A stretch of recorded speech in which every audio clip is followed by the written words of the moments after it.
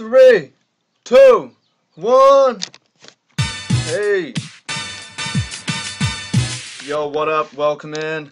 Much love, Trav here. It's been a minute since I've done a gameplay video, but I wanted to do it. We're here with Temurge. Shout out to everybody. Much love. Excited to walk you through this deck, how to play this deck, a few of the trickier matchups, and just to say thanks to everyone who's been supporting the channel. Announcements, I don't know if I'm going to continue with daily videos on this channel just because I'm taking an off season. I'm still playing and I'm helping people prepare, but I don't want to churn content when I don't have to. 100% continuing with daily videos on my Travis Wu channel, so you should check that out. This is my room in Hawaii currently, staying on a really cool farm and having a great time. Check out my Instagram and my Snapchat, sharing a lot of stuff on that. This video, so first of all, this is the deck that I've been playing. This video is specifically requested by Misha in the Mastermind. He wanted to play it at Denver, potentially. I wouldn't recommend this deck to a lot of people, but anyone who's playing Blue-Red Emerge this season, last season, I recommend this deck to. Really strong deck. I think it's a lot better than Blue-Red Emerge, and it's reasonably well positioned right now. And just a great deck. It's a deck that I was very close to playing at the Pro Tour, but ultimately switched off it for 3 reasons. The first reason is I was making too many mistakes. This is one of the hardest decks I've ever played, and that's why I only recommend it to people who have played a lot of Blue-Red Emerge. But I've since mastered it. I've won 10 of my last 10 matches, 10 straight, online and offline, here on the island and playing online matches. And I wasn't ready for the Pro Tour. And again, that's why I only recommend it. If it took me that long, I was making too many mistakes. Most of you won't be able to get this in time. But if you're playing Blue-Red Emerge, this is like almost your last chance to emerge before the rotation. Second reason I switched off it is there was a lot of graveyard hate popping up. Blue-White God's Pharaoh's Gift was becoming a thing. And at the Pro Tour, there was lots of Scavenger Grounds and Crooked Condemnations. Since then, there's been a lot less sideboard hate for this sort of a deck, so the metagame's friendlier. Third reason is this deck doesn't have a bad mono-red matchup, but it's not a great matchup. It's, at best kind of a coin flip, whereas so that wasn't good enough for me at the Pro Tour, so I played mono-red instead with a good plan for the mirror. That said, you look at the matchups, this deck's, it's okay against mono-red, Mardu, aggro. It's not great. It's insanely good against control and anything mid-range. Like, you will beat like a black-white control or a black-red control nearly 100% of the time. Sounds ridiculous, but that's been my experience, and that's why I recommend this deck, because you have a decent chance of beating the aggro decks, and you're good with this deck, you're going to win versus the slower decks almost every time. So that gives you a chance to top 8 a Grand Prix, or top 4 in RPTQ, or win a PPTQ or something like that if the pairings are favorable. So give you guys a quick deck tech, then we're going to go through a couple matches I just played. So we have Vessel, Grapple, Strategic Planning, and Champion. That's 16 manipulation spells to get through the deck. Vessel is almost auto delirium. Grapple and Planning sometimes do it. Champion as well. One difference between this and the Blue-Red Emerge is that deck you'd stay on 5 mana a lot. This deck, one of the reasons the late game is so good is because of this card. You just move towards 7, you start eternalizing this, you will deck yourself every time, given enough time. So, pretty sick stuff. You've got Traverse. Delirium fixes your mana and lets you go find whatever you need, whether that is another Amalgam, another Scab, or the one Scab, the Champion to pitch the Scab, or a Deep Fiend, or an Ishkanah to stall the board. Basically, big picture, back up for a moment, what this deck is trying to do. I just describe this deck as a slow tempo deck. It gets behind in the early game setting up, and it tries to come back all at once, destroy their board all at once, put a bunch of stuff into play, and then tap all their lands down until the game ends. It plays very similar to Living End in that way, where you just have one monster-ass turn where you take over the game and turn the corner. This deck, though, unlike Living End, actually has a lot better late game staying power because of the champions. And because you just keep digging and it gets more and more absurd. You don't have the problem of using all 3 of your living ends. The green version compared to the red version, you have less burn, so you're not as good against the fastest decks, but you're way more consistent with the Traverse and the Vessel and the Grapple at getting more amalgams, getting your Deep Fiend, getting your Ko's Return in the graveyard, and you're way better at playing Elder Deep Fiend a million times than just tapping their stuff down. So specifically what the deck, say like the turn the corner turn is if you're alive on turn 5, you go to their upkeep, you pitch 2 cards to return Stitchwing Scab, maybe a couple amalgams or an amalgam and a Kozilek's Return, you emerge Deep Fiend, tap their 4 lands, 5 damage to everything, your amalgams come back at end of turn. Maybe they started the turn with 6 creatures in play and you're at low life and have nothing. End the turn, all their stuff is dead, all your stuff's in play, all their lands are tapped. Really sick deck, and it is can win through almost anything, come back through almost anything. The biggest obstacle is just making it to the mid game. If you make it to the mid game, you win so much of the time, but sometimes you die early. Yeah, I mean, you can win through people comboing off with tokens. You can win through Ulamog, multiple Metalwork Colossus. You can win through Liliana Ultimate and stuff like that. It's pretty crazy. So mana base, we want to make sure we have enough green to get going. So we have 5, 6, 7, 8, 9, 10, 14. It's kind of standard, good amount. You get to keep most of the hands. You have 2 wilds, 2 lumbering falls. Don't want too many tapped lands. Falls attacks, wilds fixes. However, 4 spiral bluff, 4 sanctum, 3 island. I like the one mountain, 1 swamp. I used to not play swamp and play a Sanctum of Ugin instead. I like the swamp because sometimes you want to cast your amalgam, sometimes you want to use your Ishkanah ability. I think it's worth having that, especially against control decks, just being able to play something on turn 3. Yeah, Lumbering Falls, nice attacker. Let's talk about the sideboard a little bit. Key cards in the sideboard, more sweeps versus Radiant Flames. Versus mono red and versus zombies, you really need one. So if you don't draw one early, you're going to lose almost all the time. But with 7, you'll generally draw one, so you've got a great chance at winning a post-sideboard game. Tracker is a great gear shift. Second Ishkanah, so you don't necessarily have to traverse for it, you can draw it. Negate. It's just a great one that plays well with Tracker, plays well with Grapple, plays well with Vessel. Everything we're doing is instant speed, so versus like Control or Combo, this is a great one. Gnarlwood Dryad is a pretty interesting one. Basically, the deck's super clunky. It can almost do nothing for 1 mana. And sometimes, especially if you board in Trackers, you just have way too much manipulation and draw, and you can't empty your hand. And Gnarlwood is some cheap manipulation. It is also a way to an early blocker versus aggro deck, which you might need on the draw. So commonly sided out versus control or slower things. A lot of the Kozilek's returns will go. When in doubt, plannings will come out. Sometimes I'll shave the 4th scab because you can traverse for it anyways. You don't need multiples, you only need 1. Sometimes the Ishkanah can come out against decks that going wide is not really going to help you. And that is basically the deck. So let me go ahead and walk you through 2 matches I just played. And these are 2 of the hardest matches, which are mono red and I'll go to the game. Mono red and Mardu. So we'll walk through these 2. These are the only matches I played today. Unfortunately, I didn't get paired against more controlling stuff, but whatever, you know, these are common matchups that you're going to face. So we'll jump in versus mono red. The first draw, you can't really keep this. I don't recommend keeping any 1-land hands unless you can cast Traverse. If this is a forest, this would be a great draw though, but have to pitch it. So we go to 6. Not a great draw, a little bit unlikely to have 3 forests here, but got to keep it. I chose to keep Vessel on top because it looks like we'll have time to do it on turn 3, and we just need more gas and need to search for an island to make this hand work. So we're up against mono red. Starts off with just a Soulscar Mage. Go ahead and crack Vessel here, and grab a champion. No blue source in sight. Still no blue source. Have to Vessel. They go for an end of turn shock. They could have gotten 1 more damage if they had shocked earlier, but I think it's reasonable for them to hold up and try to catch a creature. Vessel had a choice between Botanical and Spire Bluff. The issue though is that you don't find blue by turn 3.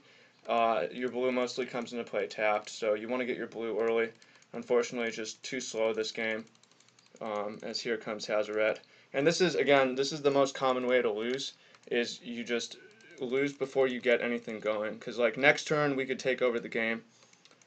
No, next turn not even necessarily, because we still don't have a Stitchwing Scab. just too clunky, died way too fast. Opponent kills us on turn 5. We do nothing. So I'll jump into game 2. So the way I sideboarded for game 2 is I cut some strategic plannings. I cut strategic plannings for Radiant Flames and a second Ishkana.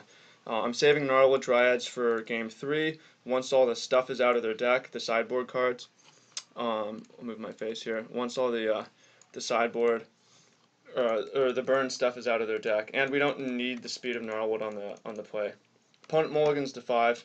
A little bit lucky, but mono red does mulligan well. So I decided to go Lumbering Falls into strategic planning so we can try to find red in a sweep as fast as possible. Go ahead and grab an Ishkana here. We got time to play it. We're in good shape. Opponent has just Bomat Courier. Very slow draw and an Earthshaker. Go ahead and crack this Vessel. And the deck's very slow to play because there's so many decisions of what you're going to grab, what you're going to discard. So you have to keep track of Delirium. You have to keep track of... And there's certain tricks that you'll see of when to scab. A lot of the time you do it during their main, so your amalgams come back end of their turn. Sometimes you do it end of your turn, so that amalgams come back end of their turn, so you can Deep Fiend and play around Disallow and stuff like that. Sometimes you do it during their upkeep, so you can Deep Fiend and all your stuff comes back. So I'll show you a few ways of doing it. Here, grab the Spiral Bluff, so we're going to be able to Ishkana on turn 5 if we need to. Traverse for a second Amalgam, so that we can get a bunch of stuff here. So go ahead, pitch Amalgam, and get back all our dudes. Plan on just going super aggro to the face, stabilizing with Ishkana. Now here's a really interesting thing that happens. Opponent abrades Ishkana, and then they untap, and then Sweltering Suns. I don't know why Sweltering Suns is in the deck. It seems pretty, I mean, it's okay right now, but it seems bad in this matchup because they just need, the opponent should be pushing their speed and trying to go fast. That said, this deck is hard to sideboard against, and you get people who fuck up their deck against you all the time, or just don't really know what's going on. So they killed all our stuff. Don't have triple blue yet, so we can't go scab and amalgam at the same time. Opponent hits us with the Glorybringer. Also think it probably shouldn't be in their deck. I think they should just be faster. I guess they want to cut all their burn, so that's okay. So got all our dudes back. You know, I just missed an onboard kill here that I didn't notice before, where I could attack with Lumbering Falls. So it's always good to review your gameplay so you can see that sort of a mistake. That said, Deep Fiend here, tapping the stuff, leads to concession anyways. Right, opponent scoops. So, oops.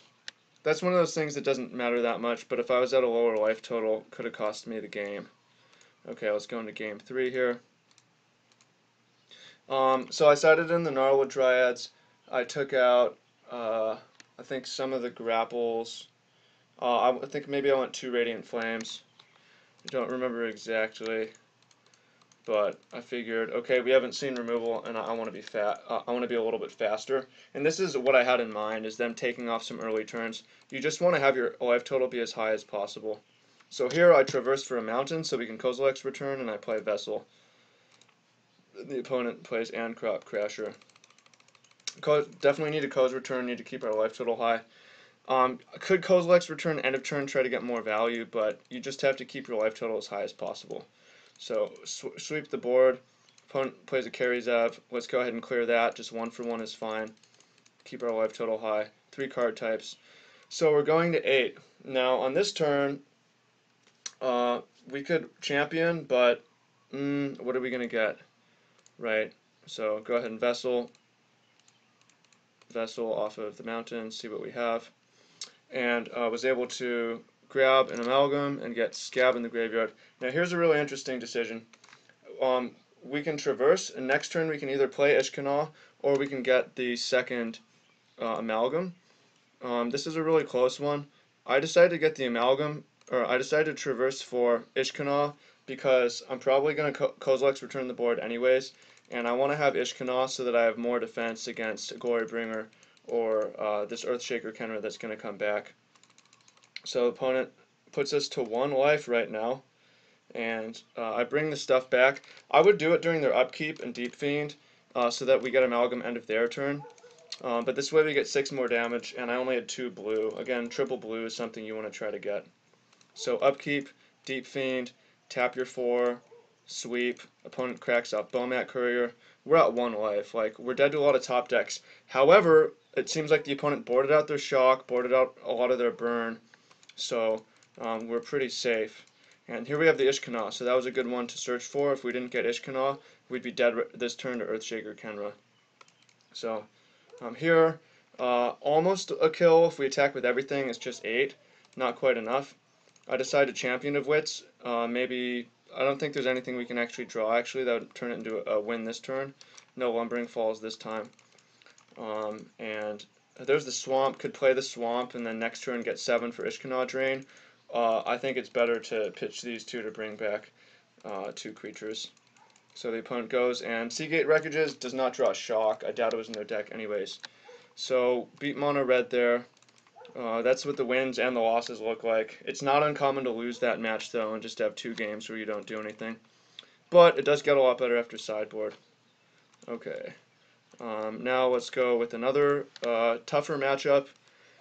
Again, the mid-range stuff tends to be pretty easy because they can't kill you early, and then the late game just gets out of control. So here, trying to pause this. Look at this hand: Evolving Wilds, 5 lands, and Traverse.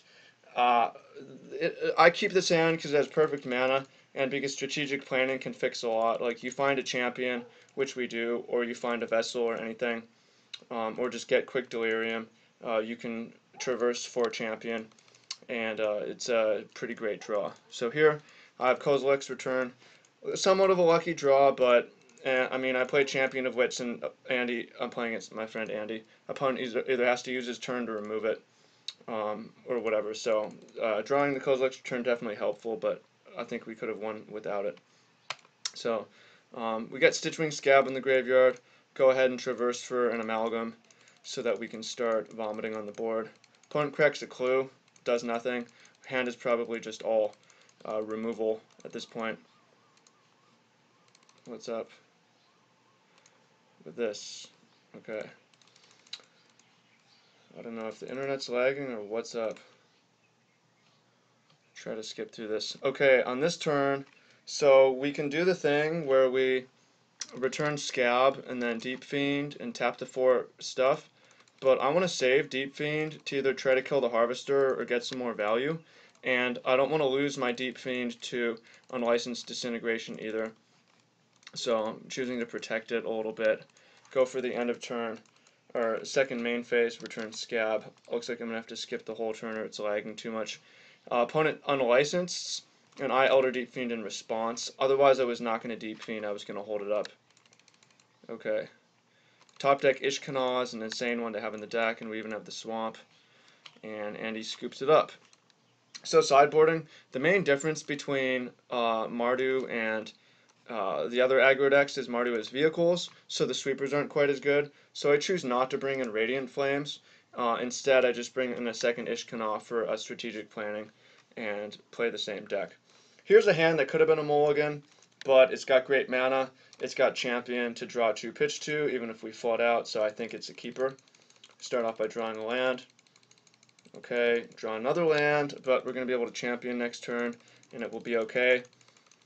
Right, should be. Ship the turn here.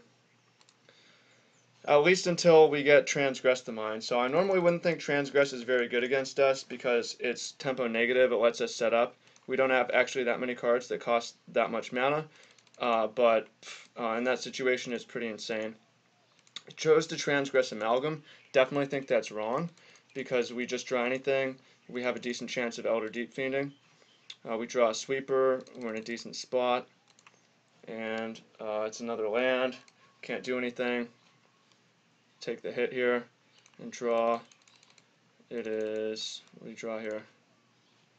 A Traverse, so we have 0 cards in our graveyard, so functionally another land. We do have Lumbering Falls to block at this point though, so we can block the Bowmat Courier.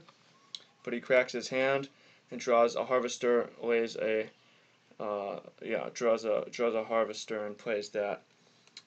We draw, surprise, another land. 3, 4, 5, 6, got 9 lands and 4 spells.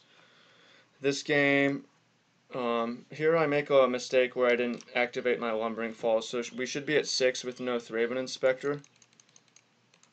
Doesn't really matter. Draw Kozilek's Return, have an opportunity to play it or whatever, but we're going to die to this Harvester plus a cut to Ribbons in the graveyard, so I just chose to scoop it up. Pretty bad draw, you know, you're not going to beat anything like that, although the nice thing about this deck is it doesn't have very many draws like that, because usually, I mean, even drawing that many lands would have been fine if our champion hadn't gotten transgressed. This deck doesn't have very many mana problems at all, because it has so much manipulation. Usually you can pitch and discard what you don't need. So here's a pretty solid draw. Well, I mean, this draw is almost a mulligan. It's a little bit risky because of the amalgams, but a lot can go right. Oh, worth noting, I didn't traverse turn 1 because we had no play turn 2. We might top deck a mountain, and I want to have the traverse for later. I think a lot of people would have traversed there, but since we drew a red source, we were able to hold the traverse in hand, and when we get Delirium, get something that we need. So I went ahead and Kozilek's Return it right away. The reason I did it right away is because he might have Metallic Rebuke, I don't know. And versus vehicles, there's no haste or anything that you can really take advantage of. So, does nothing, makes it easy for us.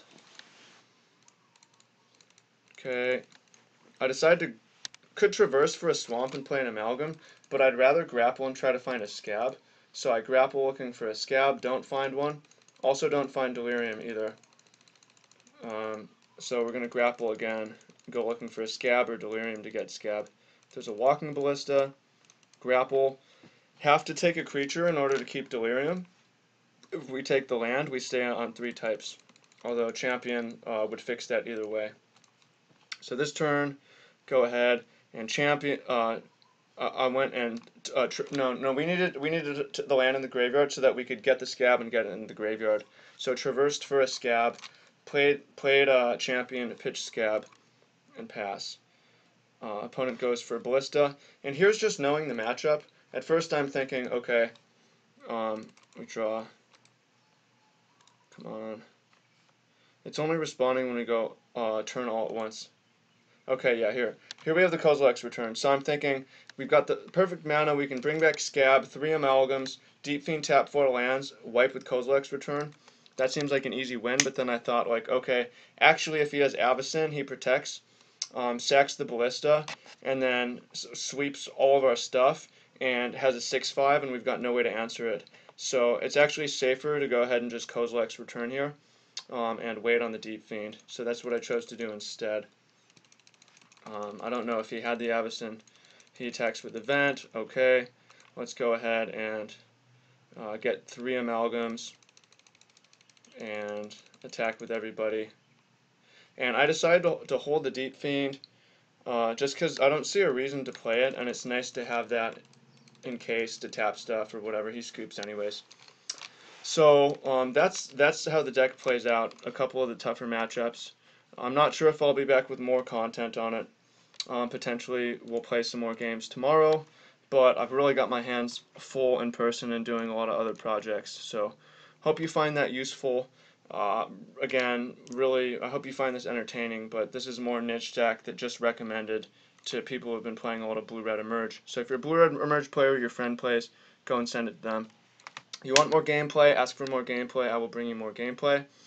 I'm outro, and hopefully we'll be back with more matches of this. So peace out, much love, appreciate you, and talk soon. See you in the comments. Hit the like button.